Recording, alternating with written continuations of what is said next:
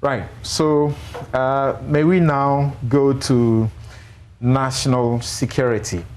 What is going on there? Okay. But can I skip this? Dr. Ekos Fiogabra, let me read that. It says, with regards to Galamsey, not enough attention is being paid to the fact that most of the Galamsey and illegal miners do not own their own equipment, but rent them from licensed equipment rental companies. Excavators and most other mining equipment can be used for other kinds of construction. Renters of equipment may not inform the renting company what they are going to use them for, or even which region they will be working in. Of course, the banning will compel all in the value chain to be more careful. For now, the government is simply covering the illegalities up by making prosecution impossible. Right. So we come to the national security. Now, as we understand, we want to see the way forward. Let me begin with Evans. Evans, the recommendation by the Ministry of National Security was that Colonel Ajiman should go to his ministry. His secondment has been reversed. So to speak, he's been sacked from National Security. But he belongs to the army, so he should go there for further disciplinary action. As we know now, he has been made commander of a particular group, and people are not happy about that.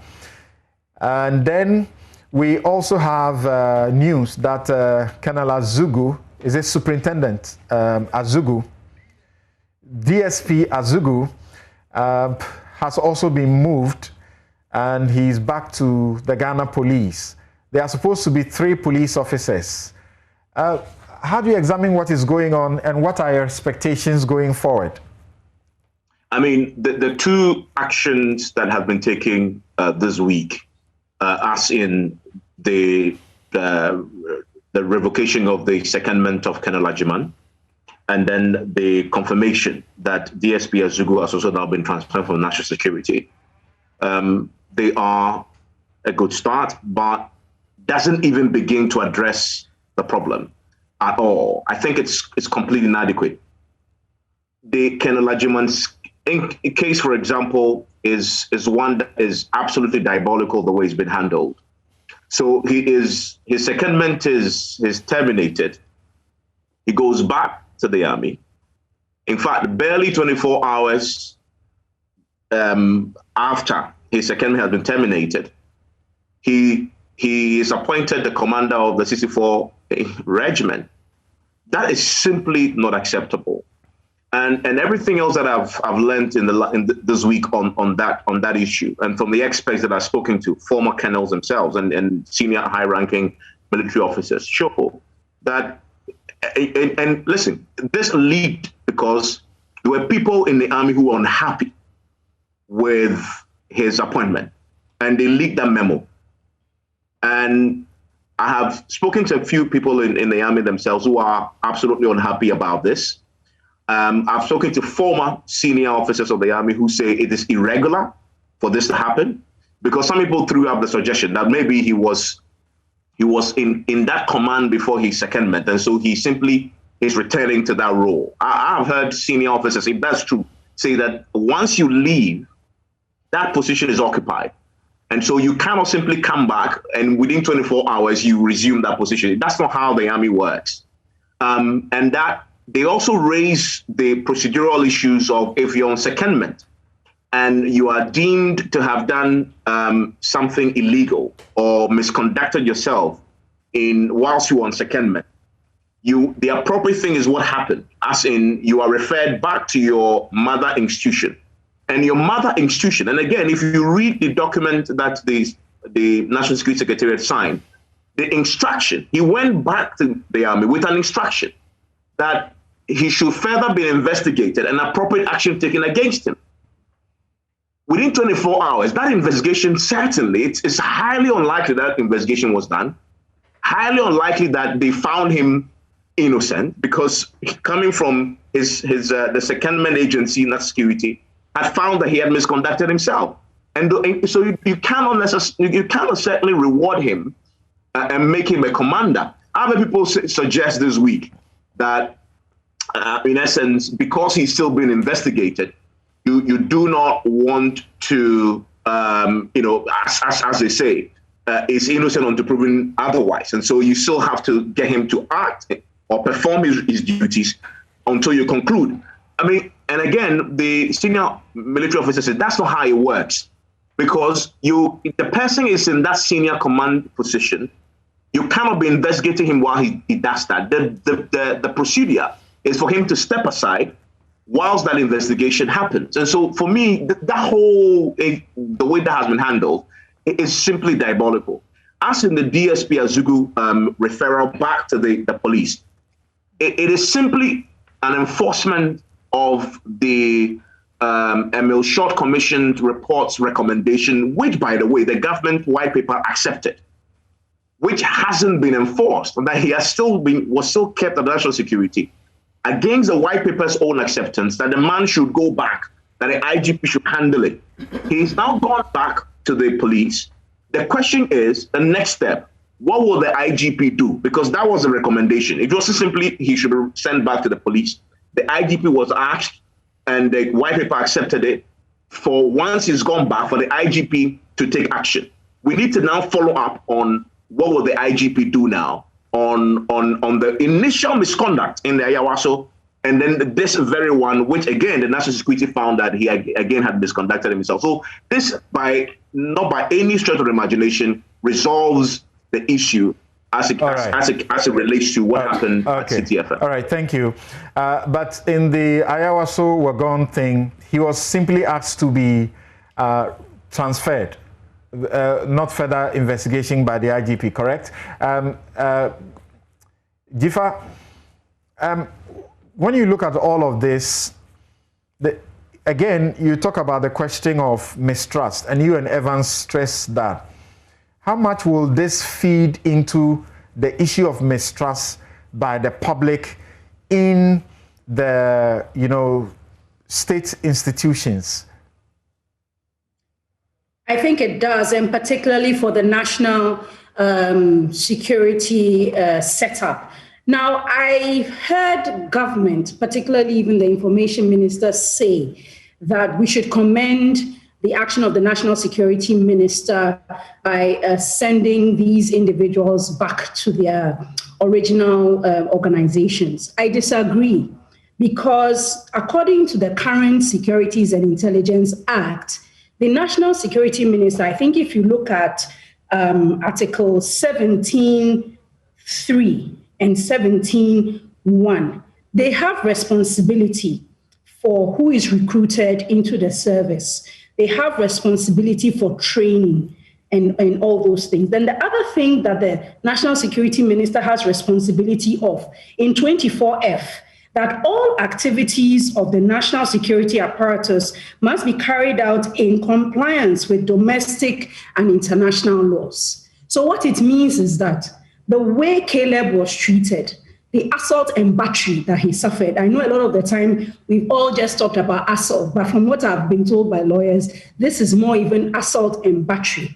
The National Security Minister, according to 24F, can take action against these individuals before they even go back to their organizations for any further disciplinary action. But the National Security Ministry has taken action because these people came to the National Security Ministry on secondment. So the action of the National Security, it does appear the power is limited to revoking their secondment.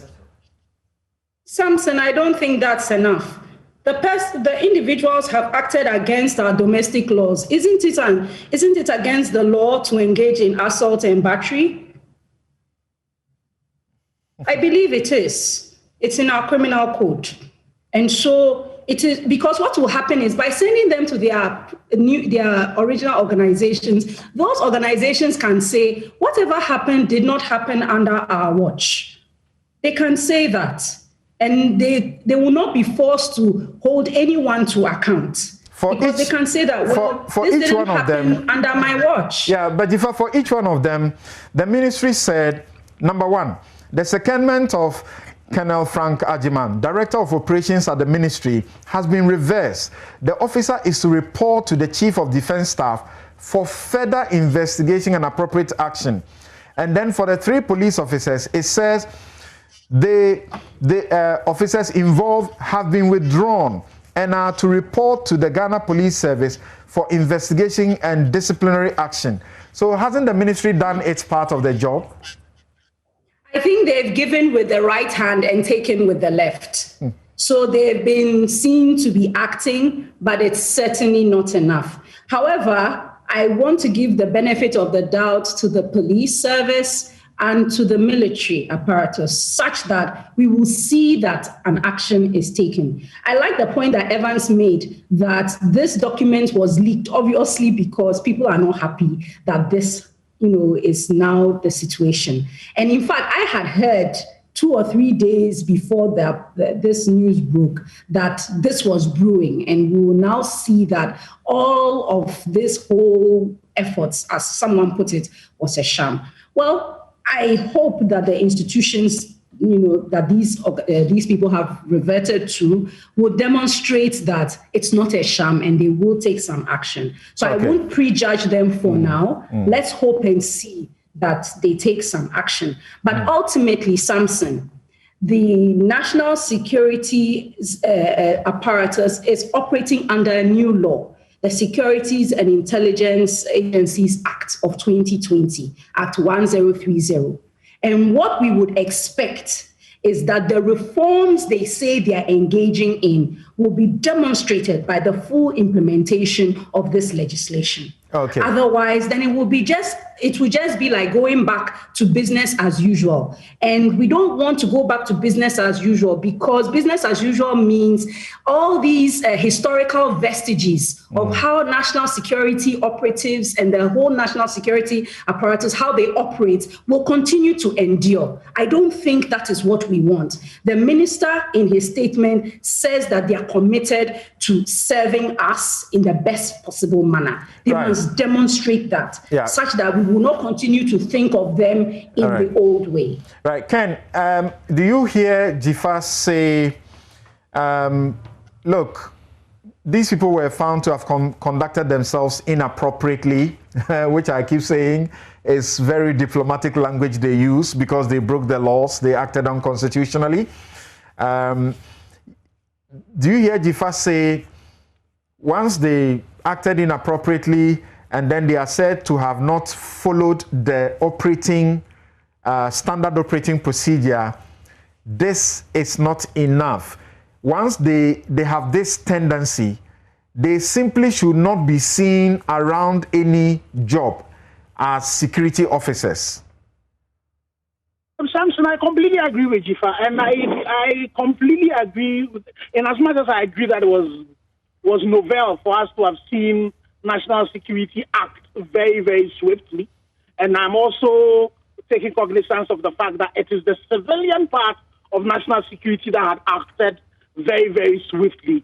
I think that not having to have held them responsible for having gone against their standard, their SOPs, was wrong. I would have thought that definitely with the new law, that if these people had gone against the SOPs, there will be repercussions for doing that, but not just referring them back to some people and letting people go and investigate actions that took place when they were actually acting in your stead. And for the army, the armed forces, this is definitely so wrong. I'm not too sure what justification they can have for promoting somebody or reinstating somebody, if that's what it is, to a command office. Because being in command comes with some power. And we all know that when somebody has done wrong, one of the basic things you do is to let the person, you interdict the person. If the military don't have that, at least you let the person stand aside so that the person cannot interfere with investigation. But how are you going to do that when the person has control of command, and when the person have all of those forces under their power? So I think that for even their own sanity as an institution and an institution that upholds discipline. This optics is so wrong, and it is taking too long. Don't you find that this may be a mere coincidence that a day after national security withdraws him, he gets, to lead the 64 Infantry Regiment as the commander? Don't you find that it might be a coincidence? No, Samson, it cannot be a coincidence. Before they would have promoted him of giving, he should have left national security. And if the man is on secondment, so they should have requested for him to have, been released from his secondment. And for all of that to be happening within 24 hours.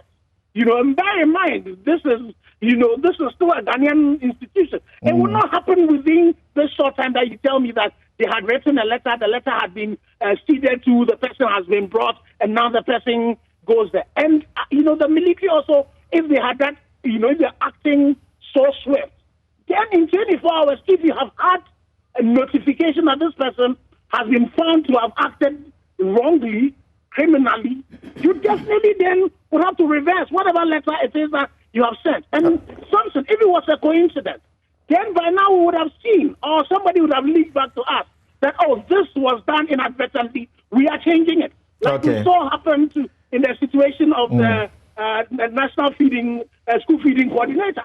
But we are not seeing that. And another thing about the police.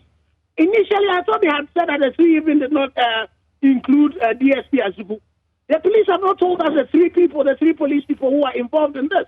And I have asked that when this incident happened, we saw 7 people go to the City FM place. Is it that they're just punishing those who are, in high office, but also the men who also followed and knew that this was wrong are being left off the hook? It's important that as media, we don't leave this thing as where it is. Right. Let me get Randy on this. And Randy, from what Ken is saying, he says clearly that it cannot be a coincidence because he was in the national security, and so for him to get a sort of promotion in the army, he would have been released from the national security first, because it could not have happened that he's working at the national security and then he'll be promoted to command the 64 Infantry Regiment.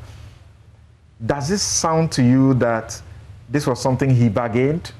That before you release me from the national security, I must secure my place in the barracks? There are clearly a lot of questions.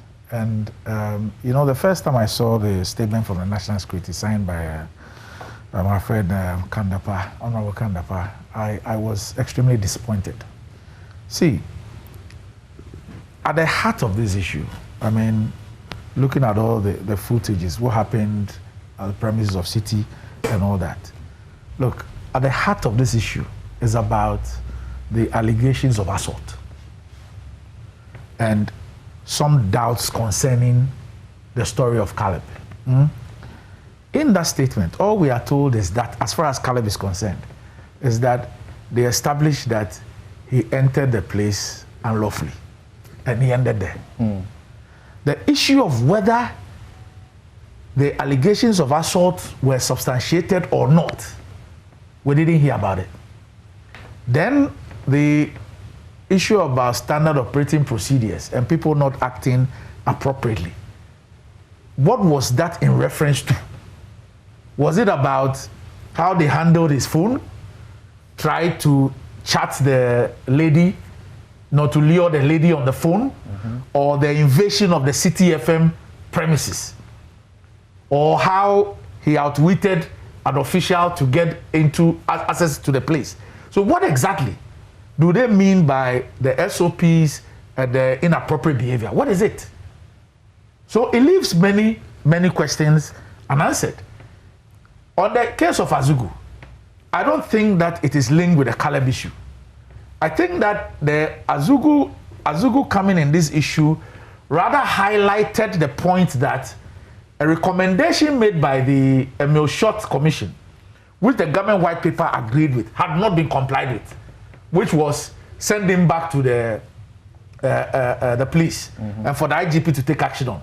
At least this thing revealed that recommendation, which was agreed to by the white paper had not been implemented for this long period, and that the guy was still there.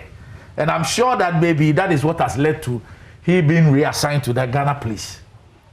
But this report that the National Security speaks about, when was the police and the military made aware of this report, the decision to reassign those people, you know, and what should be done to them? Was the military made aware? Is the IGP, the police aware? When were they made aware? Now, the issue about the military guy, for example, if a person is on secondment at the National Security and the military intends to give him an appointment to head a unit, in this case a 64, I am sure that the military will take steps to first of all recall him. They would have written to National Security to recall him before they can appoint him. You cannot appoint somebody who's on secondment elsewhere. I hope you understand. So like the journalists have been saying, he hasn't suffered any punishment at all. I'm saying that there's too many questions that must be answered. All right. Too many questions. Okay, let's get Kweku to have the very last bite on this. A military officer who is on secondment is subject to the Code of Service Discipline of the military. Now, Randy has done quite well with the standard operating procedures that they were allegedly supposed to have violated. That's not a substitute for the Code of Service Discipline. Okay. So the military officer, a recommendation, in fact, the truth of the matter is that only information to the effect that his secondment has been reversed and so he should report back to the armed forces is what is known by the army hierarchy. What? As I speak to you, I did some checks. Thursday, 27th May was the final day I did a check. I don't know about what has happened yesterday or today. The armed forces does not have a formal report from the Ministry of National Security to the effect that this is the investigation.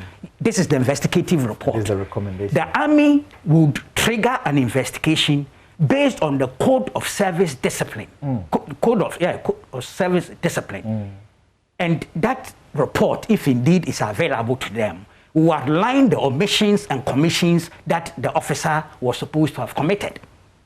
And then they will take the armed forces regulations and check which of the acts of misconduct that this seconded officer committed would be applied, because you must investigate him, try him, that is subject him to disciplinary proceedings on basis of the armed forces regulations.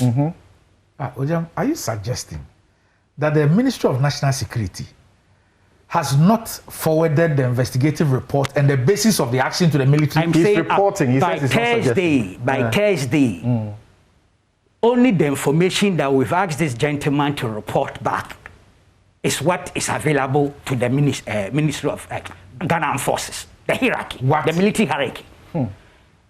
But you must give them a formal report that outlines exactly what the man did. And then for them to trigger disciplinary proceedings, they must do it in consonance with the armed forces regulations. So what's the basis of the statement by The army is an institution. The army is an institution guided by the Act 105 and the Armed Forces Regulations Volume 1 and Volume 2. Maybe it's too early. It's an ongoing process, so it hasn't reached the army yet. People what? But the ministry has issued a public statement. So those who are saying that the man has not been punished, the man has not been subjected to discipline, what are they going to do with it? Yeah, but we couldn't blame them. Okay, they don't know. You don't The Ministry of National Security has issued a public statement. I'm not blaming the army. Yes, not the army. I mean, those who say, the public, members of the public. Yeah. Because you assume that for the Minister of National Security to issue a public statement, it would have made all this available to the military. Right. I've got your point. Right. Yes. But I'm just telling you the reality as we speak. Wow.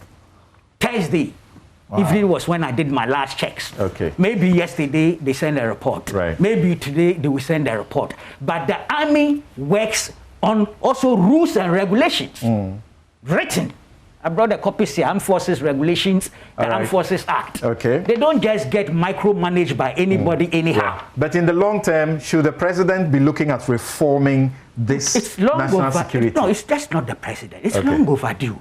Go and check the National Reconciliation Commission report, the findings, the recommendations. I mean, we have been lazy in executing those findings. All right, our time is up. Thank you also very much.